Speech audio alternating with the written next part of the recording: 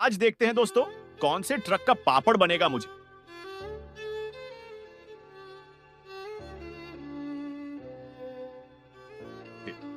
तो लगता है इस ट्रैक का पापड़ बनेगा। उसको देखने से पहले इग्नोर मत करना। इस बार जो भी परीक्षा में पास होना चाहता है मैं पास कर दूंगी, लेकिन मेरा भी एक काम करना होगा तुम्हें। इस वीडियो को लाइक और चैनल को सब्सक्राइब करना होगा और 5 सच्चे दोस्तों को शेयर करना होगा और मेरे बेटे जाते जाते कमेंट में सरस्वती माँ लिख दो। इसी ट्रैक का पापड़ बन गया दोस्तों।